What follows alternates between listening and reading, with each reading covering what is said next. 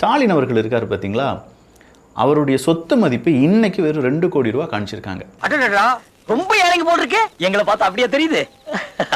அசையும் சொத்தாக 3 கோடியே 30 லட்சம் ரூபாய் குறிப்பிடப்பட்டிருக்கிறது. அசையா சொத்தாக 4 கோடியே 34 லட்சம் ரூபாயும். எவ்வளவு ஒரு ஏழையான ஒரு முதல்வரை நம்ம வச்சுருக்கிறோங்கிறது நமக்கு யாருக்குமே தெரியல பாருங்க. நீங்க ரொம்ப ஏழைங்க. ஆமாங்க. இதை வச்சுட்டு இந்த ஊர்ல எப்படித்தான் வாழ போறீங்க? எல்லாம் உங்க தயவு தாங்க.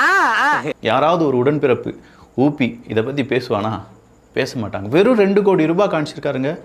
நம்ம கருணாநிதி அவர்களுடைய மகன், இப்போதைய சிட்டிங் சீஃப் மினிஸ்டர், நாளைய சீஃப் மினிஸ்டர் கேண்டிடேட், இன்னைக்கு கொளத்தூர் தொகுதியில் வேட்பாளராக நிற்கக்கூடிய ஒரு வேட்பாளர். இவங்க ரொம்ப ஏழைங்க. கிட்ட வந்தீங்கன்னா உங்ககிட்ட பிச்சை கேட்பாங்க. போங்கடா போங்கடா பரதேசினாங்களா. மனசாட்சி தொட்டு கேட்கிறேன். பாமர மக்கள் பார்க்கக்கூடிய ஆடியன்ஸ் உங்களை பார்த்து கேட்கிறேன். ஸ்டாலினுடைய சொத்து மதிப்பு வெறும் 8.88 கோடியா தான் இருக்கும் நீங்க நினைக்கிறீங்களா? அப்படி நினைச்சீங்கன்னா உங்களை விட என்னை விட இங்க ஒரு மிகப்பெரிய அடிமுட்டால் யாருமே கிடையாது. வாங்க ஏழைகளா. அண்ணே, இந்த வார்த்தையை கேட்கறது காதுக்கு எவ்வளவு குளுமையா இருக்கு தெரியுமா? 2வது திட்டமாக சென்னையில் செயல்படுத்தப்பட்ட பூந்தமல்லியிலிருந்து சென்னை சென்ட்ரல் வரை ஏற்றப்பட்ட திட்டத்திற்கு 60,000 கோடி ரூபாய் அதை தன் சொந்த காசில் போட்டு முடித்து காட்டியவர் எங்கள் தமிழ்நாட்டுடைய முதலமைச்சர் முத்துவேல் கருணாநிதி ஸ்டாலின் அவர்கள். அசையும் சொத்தாக 3 கோடியே 30 லட்சம் ரூபாய் குறிப்பிடப்பட்டிருக்கிறது. 60,000 கோடி ரூபாய் அதை தன் சொந்த காசில் போட்டு முடித்து காட்டியவர் எங்கள் தமிழ்நாட்டுடைய முதலமைச்சர் முத்துவேல் கருணாநிதி ஸ்டாலின் அவர்கள். அதில் முதலமைச்சர் மு.க. ஸ்டாலினிடம் வெறும் கையில் 10,000 ரூபாய் ரொக்கம் இருப்பதாக மட்டுமே பதிவு செய்யப்பட்டிருக்கிறது. முதல்வர் ஸ்டாலின் வெறும் 10,000 ரூபாய் தான் கையிருப்பு இருக்குதான், கையில காசு இருக்குதான். இங்க யாராவது கேட்டாங்கன்னா நீங்க ஏழைங்கன்னே சொல்லுங்க. ஏன் நாங்க ஏழைங்க தானே? ஆமா, நீங்க ஏழைங்க தான். ஏழைங்களே தான். மொத்தமா ஏழைங்களே. பெரிய ஏழை வர்றேன், சின்ன ஏழை முடிக்க வர்றோம். அதுவே துர்கா ஸ்டாலின் 40,000 தான் கையிருப்பு இருக்குதான். இது என்ன கொடுமைங்க. ஊர்ல உள்ள பொம்பளைங்களுக்கெல்லாம் 5,000 பணம் போட்டுட்ட மனுஷன். கோடா மாசத்துக்கு சூசு குடிக்கிறதுக்கு 2,000 போட்டுட்டான் அந்த மனுஷன். தன் பொண்டாட்டி கையில பணம் காசு கொடுத்து வைக்கிறது இல்லையா, வெறும் 40,000 கொடுத்து வச்சுக்கிறாப்புல. யாருக்கிட்ட காது குத்துறீங்க?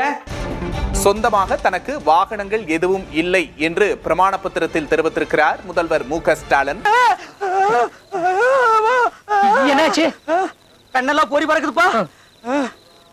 இது ஒரு வாகனம் கூட இல்லாத இப்படிப்பட்ட ஒரு ஏழை முதலமைச்சரை எங்கேயாவது பார்த்துருக்கீங்களா? ஊரே அடித்து உலையில் போட்ட ஒரு குடும்பம். ஒரு ஏதோ கை கடிகாரம் இருக்குன்னு சொல்லி சவுக்கு சங்கர் சொன்னார். அந்த கடிகாரத்துக்கே 2 கோடியோ 3 கோடியோ சொன்னார். வைரம்லாம் இருக்குமா அப்படின்னு சொன்னாங்க. சவுக்கு சங்கரை தான் பிடிச்சு கேட்கணும் இனிமே. உங்களை பார்த்தா பஞ்சத்துல அடிபட்ட மாதிரி தெரியலையே. ஊர்ல பஞ்சத்துக்கே நீங்க தான் காரணம் மாதிரி தெரியுது. வீட்டுல அப்பா பட்னி அம்மா பட்னி. மக்களே, நம்ம எல்லாரும் கண்டிப்பா இதை நம்பணும். முதலமைச்சரோட சொத்து விவரம் காட்டியிருக்காங்க இல்லையா? இந்த 3.30 கோடி அசையன் சொத்தும் 2.96 கோடி அசையா சொத்தும், இது மட்டும்தான் இவருடைய சொத்து மதிப்பு. இது தவிர வேற எதுவுமே இல்ல. நீங்க ஏதாவது தப்பா நினைச்சிடாதீங்க மக்களே.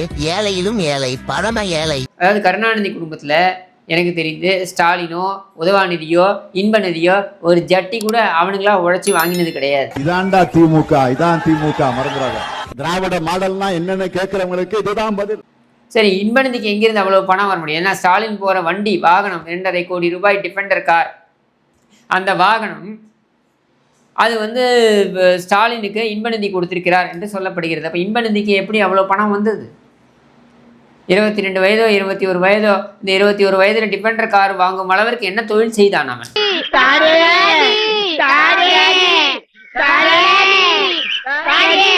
ஸ்டாலின் உழைத்திருக்கிறாரா? கிடையாது. உதவாநிதி உழைத்திருக்கிறானா?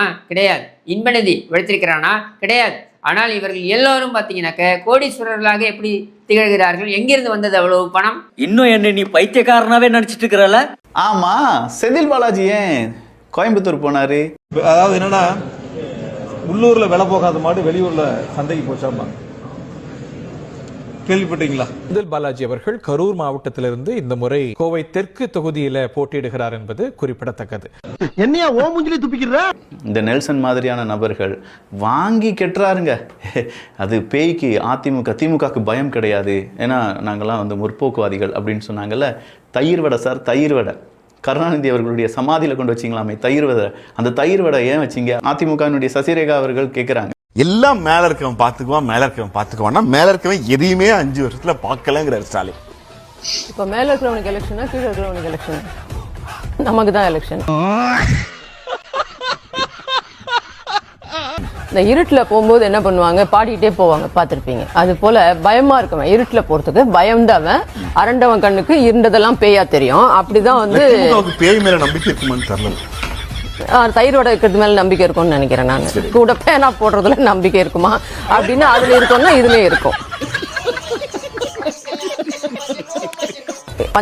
மஞ்ச காமால கண்ணுக்கு வந்து காண்றதெல்லாம் மஞ்சளா இருக்கும்ன்ற மாதிரி எந்த தேர்தல் வந்தாலும் தேஞ்ச ரெக்கார்டு மாதிரி ஸ்டீரியோ டைப்ல டெல்லிக்கு அவுட் ஆஃப் கண்ட்ரோல், டெல்லியை பாருன்னு சொல்லிட்டு இருக்கீங்க நீங்க. நீங்க திமுக சகோதரிய நீங்க இவ்வளவு நேரம் அமைதியா கேட்டீங்க. எல்லாம் பொய்யான கதைகளா சொல்லிட்டு இருந்தாங்க. அவங்க ஒன்னாவது உருப்படியா ஒரு மெட்டீரியலிஸ்டிக்கா சொன்னாங்களா? நீங்க இத்தனை குறுக்கீடுகள் நீங்க எனக்கு பண்ணிட்டு இருக்கிறது எப்படி நியாயமானது நெல்சன் யோசிச்சு பாருங்க. நெல்சன் ஒரு ஊப்பியா மரம் கொஞ்ச நேரம் அமைதியா இருந்தீங்கன்னா பொதுநலவாதியா உடன்பிறப்பு ஊப்பினா யூபி கிடையாது. It's not UP.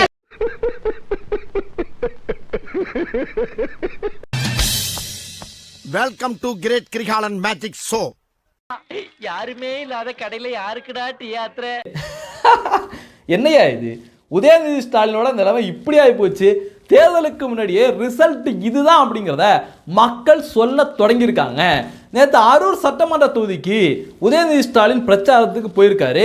அவருடைய பிரச்சார வாகனம் ஸ்டாலின் தான் வர்றாரு அப்படின்னு விதவிதமான பாட்டை போட்டுட்டு போயிருக்காங்க. இந்த பாட்டை கேட்ட உடனே மக்கள் ஓடி ஒளிஞ்சிருக்காங்க.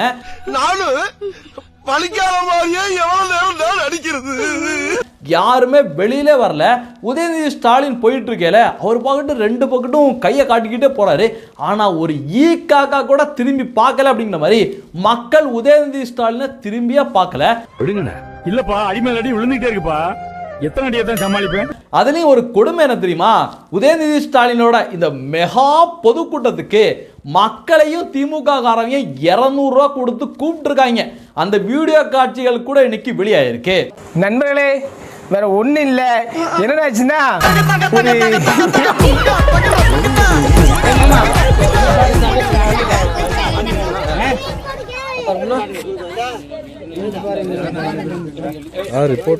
இப்படி 200 ரூபா கொடுத்தாலும் திமுகவோட கூட்டங்களுக்கு ஆளே வரல அப்படிங்கறதுதான் கலை யதார்த்தமா மாதிரி இருக்கு.